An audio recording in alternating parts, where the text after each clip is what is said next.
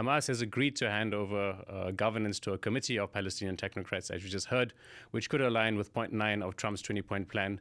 But what that could look like is still unclear. Here to discuss the future of Palestinian governance in Gaza and to discuss what this deal means and to further analyze whether this deal will actually go through to its completion is political analyst and British Palestinian Azam Tamimi. Azam, welcome to the show. Thank you. Thank you. Azam, I'm not sure how much of what you've just heard from the previous interview, but what did you hear and what's your response to that? No, actually, I didn't catch much of it. I came right that's toward fine. the That's end. fine. So I was speaking to Bishara Bahba, who obviously has been a go-between between Witkoff's team and Hamas, and he said he's very confident that President Trump. He admitted that Benjamin Netanyahu, President Netanyahu, has been playing a lot of games, but he was very confident that Trump will, make him accountable and ensure that Israel follows through with this. And he was also very confident that the Qataris and the Turks will ensure that Hamas follows through with the deal as well. What's your take on that? Well, Trump seems to be serious this time, more serious than previous times. And that is probably because of the Nobel Prize he is hoping to be awarded. Well, it remains to be seen. See, the Israelis, our experience with the Israelis is that they are compulsive liars, they are deceptive. And unless they are under real pressure, they don't comply. So let's hope that the Trump administration is serious. Probably what gives a glimpse of hope here is that the Americans involved the Turks and the Qataris, of course, as well as the Egyptians as hosts of for these negotiations. The presence of the Turks and the Qataris means that the Americans wanted more witnesses. And witnesses who might have influence elsewhere in the Arab and Muslim world. So we can only hope really that it will work this time. Now, we've obviously seen very, scenes of joy from Gaza, because while Israel is still bombing Gaza Strip, when the deal was announced last night, people were very happy. I'm sure they're looking forward to a bunch of relief. At the same time, we've seen people in Israel happy at the fact that the hostages will be released. But do you think this will last? I mean, many people over the last 24 months, as they've seen this genocide been carrying out, they've become increasingly convinced that Israel's intention is to ethnically cleanse Gaza, is to annex and potentially ethnically cleanse the West Bank. Do you think this is going to be a ceasefire, and then Netanyahu will again try to find a way, as he has many times in the past, to continue, creating destruction and making it more difficult for Palestinians to remain on their land? What's your thoughts on that? Well, the scenes of happiness we saw in Gaza or in Israel are understandable, because in Gaza, the people of Gaza have been through a lot. They've endured a lot of pain and suffering. So of course they want relief. On the other side, in Israel, those were the scenes from the encampment of the hostages' families and their supporters. However, there is a huge camp now, a growing camp in Israel, which doesn't want peace with the Palestinians, which would have loved to see the Israeli army continue the genocide in Gaza. The demographic balance in Israel is now in favor of the extreme element, of the most extreme elements, the so-called religious Zionism, the settlers, that is the settler movement. And these settlers, they are thieves, and they want to grab as much land as possible. Yet Netanyahu was given 2 years to finish the job, and he couldn't finish it. And I think that's another important factor. The world opinion is against Israel now.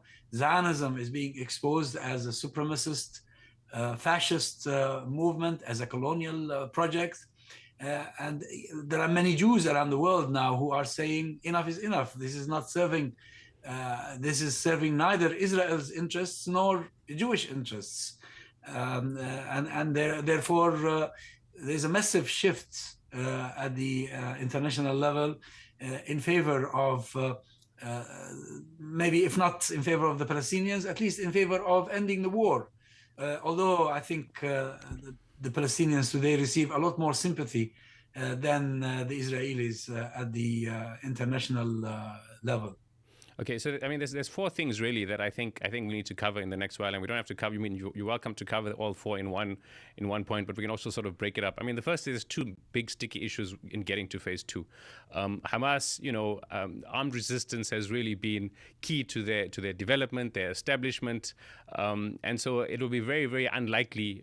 I mean, in my reading, I mean, I think traditionally, I mean, they've said so themselves, for them to decommission or disarm.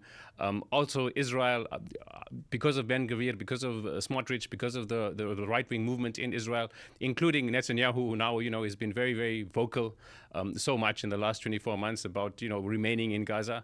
So the withdrawal from Israel also seems, I mean, the withdrawal of Israel from Gaza seems extremely unlikely. And then the other two issues is there's the Greater Israel Project, where we've seen Israel lash out in the last 24 months to many countries: Tunisia, Lebanon, Qatar, Syria, Iran. So how are they? What's that going to lead? Is Israel now going to look to continue expand this war while they get a chance not to continue in Gaza? Where do you see all of this playing out? What are the big geopolitical tensions and the sort of tensions in getting to phase two? How do you see that playing out?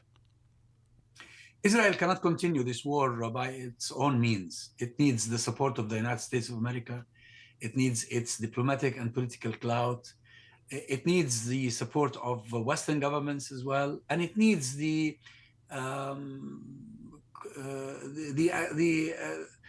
collaboration of regional powers, especially the Arab countries, the surrounding Arab countries. And all of this is changing. Even the Arab countries are worried, and their governments are panicking because their masses cannot take any more watching the Palestinians being slaughtered day and night. And therefore, Israel cannot have a free hand if the world is not giving it a free hand. They managed to execute the genocide over the past 2 years because they had a license from America, they had a license from many other international and regional players. And I think this is coming to an end. And also the Palestinians are not willing to give up. Look how many Palestinians have been killed so far, and look at the level of destruction in Gaza and the level of provocations in the West Bank. The Palestinians believe, at least a large segment of the Palestinians believe, that this is their destiny. Their destiny is to resist Zionism, resist that occupation, and they know that they are the victims and that the Israelis are the oppressors, they are the invaders, they are the colonizers. If you combine all this together with the shift in public opinion, as we have seen through the demonstrations, the sit-ins, and the statements made by celebrities around the world, and sometimes by decision makers, by governments, it is no longer possible for Israel to continue doing what it has been doing so far. And do you think Hamas will actually disarm? I mean, it will be a very big and significant thing for it. And what are the risks if it does disarm?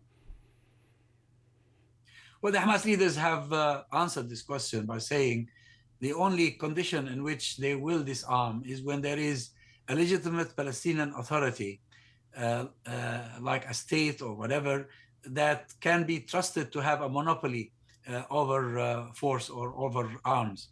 They are not prepared to lay down their arms for the Israelis or for some sort of an international commission led by a war criminal like Tony Blair. So they are very clear about this. So do you think it will be a sticky point? Because I don't see how Israel at the current moment will agree to that. I hope it's not a sticky point, and my understanding from what I have seen, I haven't heard anything from the negotiating team, but my understanding is that these negotiations in Sharm el-Sheikh went ahead with the full knowledge of Hamas' position on disarming. So they knew that Hamas was not going to agree to disarming. Just cynically looking at it, right? I mean, Netanyahu's a big goal for him has been, especially a public opinion goal, both in Israel and globally, has been getting the hostages back. I mean, again, a cynical, but also, when I say cynical, it's also one that's grounded in experience and history. We've seen the Israelis do this many times. They agree to something, they get what they want initially, and I mean, so the first most important thing is they'll get the hostages back, and they'll go to an arbitrary line which has already been agreed upon in Gaza, where half of Gaza effectively they are still under complete military occupation, and bear in mind the other half is now almost unlivable. It's rubble. And then, so once they get these hostages back, there's no real power that Israel will actually then leave, and they will obviously use the fact that Hamas still has arms or is not disarming to maintain their presence there or even escalate their presence there. So, just how do you see that playing out? Of course, that's a real possibility. However, it is hoped that the American administration, the U.S. administration, will realize that it is not in its interests or in the interest of the region to allow Israel to continue fighting the Palestinians the way it did. But if, of course, if the Americans side by the figure, any figure like Netanyahu, and give him the green light to go ahead with a renewed genocide, there's really very little anybody else can do.